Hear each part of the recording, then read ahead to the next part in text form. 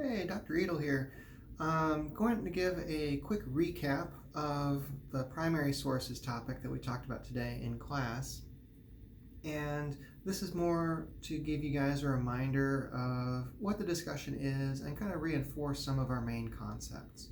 So today we are mostly looking at primary sources in relation to Dr. Martin Luther King's I Have a Dream. And with the speech, what we wanted to look at are what types of sources about the speech would be considered primary as compared to some of the ones that might fall into the gray zones where they might not quite be primary, but would still be sources you could consider to varying degrees of usefulness. So the first thing to remember is that a primary source is any source that comes directly from your topic. So any source tied directly to I Have a Dream would be a primary source. Now, one thing that causes confusion with primary sources is that issues like bias or the quality of the information provided don't affect whether or not the source is primary. So, for example, if you were going to do a research paper about Heartland Community College, for example, if you were going to ask a student versus a professor like myself about the college, a student probably won't know as much about the college simply because I've been here longer. But at the same time, there are although I might have more information about the college, as an employee, I would still have biases about what I would be willing to say. Whereas a student wouldn't have any real pressures to give one opinion of the college versus another. And also, too, we have to bear in mind that primary sources have different perspectives, and you want to ensure that any research paper you do, you have multiple perspectives. So, for example, although I've been with Heartland for about 6-7 years now, I don't have as thorough a perspective of the student experience. So if you wanted a full picture of the college, you would have to interview students in addition to interviewing faculty and staff. Now, when we start applying this concept of primary sources to Dr. King's I Have a Dream, the best types of sources you would find would be ones tied directly to Dr. King and his speech. Okay? So, for example, the speech itself would be an essential primary source. You wouldn't really be able to talk about the speech unless you'd actually seen it. Now, Dr. King himself, anything that talks about him would also be a primary source about the speech because it's telling us about the speaker. It's telling us about the person who actually, gave these words at the Lincoln Memorial. Now, since we don't have Dr. King to talk to, some of the next best sources would be his friends and associates. Especially the group of advisors who helped him the night before as he was preparing to give the speech. Now, something that's important to bear in mind is that the speech that was prepared and that his advisors helped him develop was not actually the speech he gave.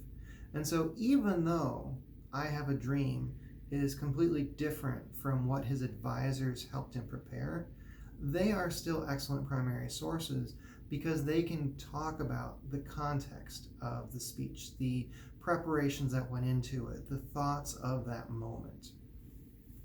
Now, another interesting primary source that is very important for context here were the FBI files that were being kept on Dr. King and his associates. The fact that the government felt it was appropriate to spy on civil rights leaders, that in itself says a lot.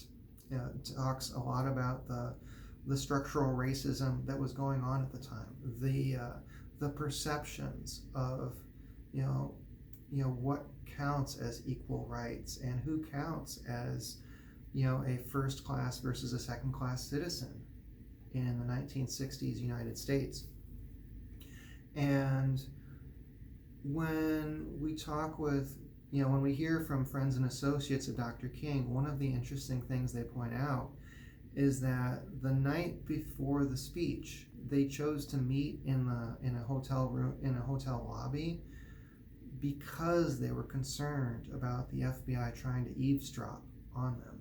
And they knew that being in a public space would make it much harder for, any kind of government eavesdropping, as opposed to being in an enclosed room where a microphone could easily be placed.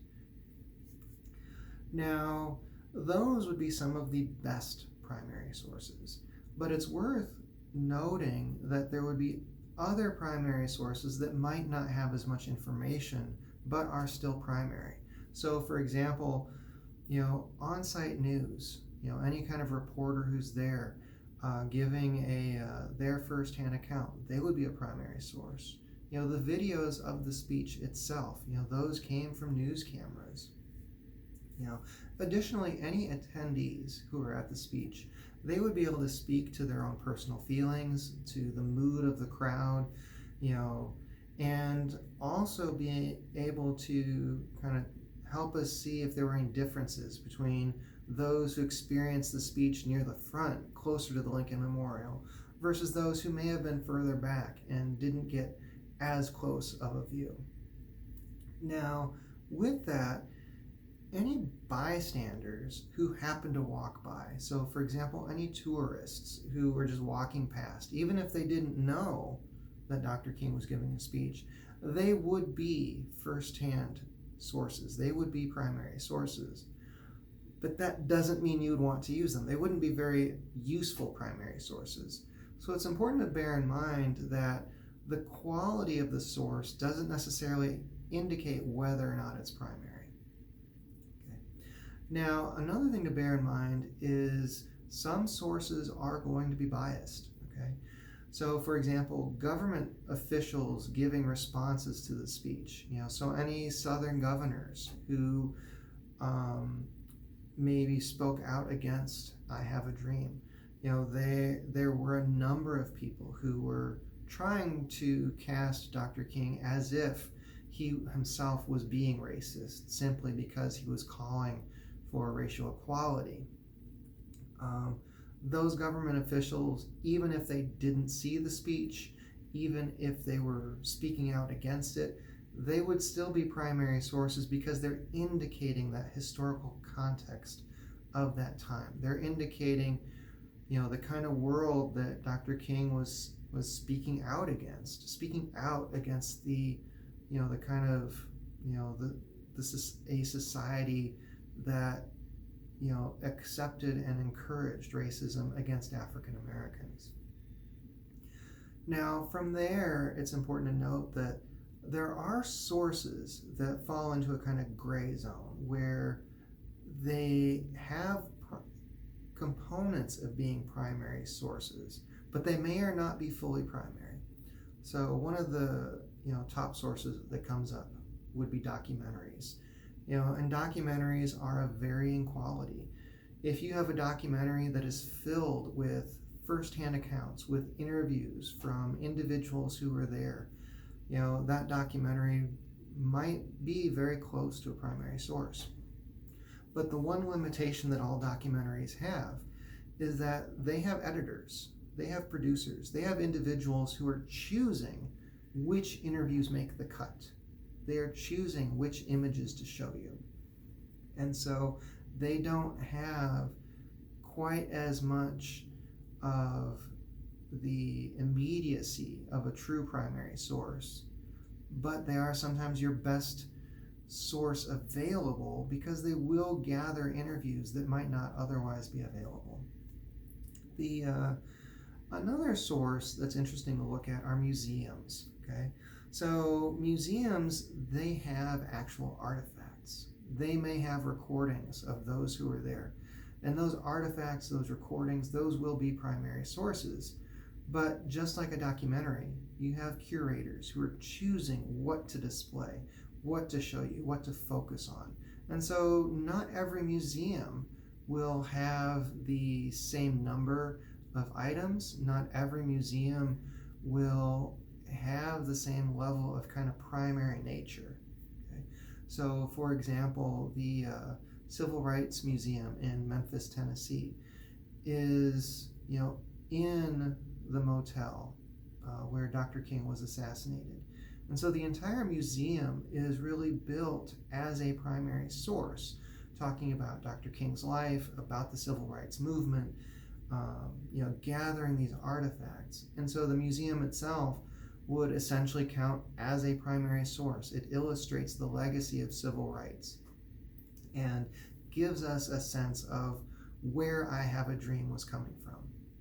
On the other hand, if you took, say, the Historical Society in Chicago, they may have a civil rights display. They may have an entire section that talks about the civil rights movement, but the museum itself is not built around the civil rights movement. It's not going to be the same type of source as, say, the Civil Rights Museum that's in the actual motel where Dr. King was shot. And so when we talk about documentaries, when we talk about museums, bear in mind that they may or may not count as primary because they are in this gray zone. Okay. Now, we also talked a little bit about the fact that if you change your topic slightly, that will affect what types of sources are counted as primary. So, for example, if you wanted to talk about just the speech itself and the time period of the 1960s where the speech was given, if you had a college student who watched the speech on YouTube today, that person would not really be a primary source because they haven't really seen the speech. They weren't there during that time period. I am not old enough to have any recollections of that time period, so I can't be a primary source on the speech itself.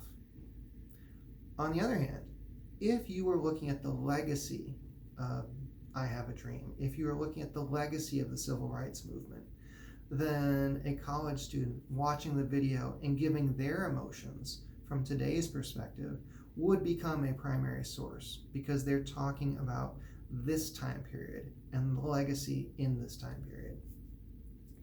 The other thing to bear in mind is that there are some individuals out there who continue to give misinformation about the civil rights movement.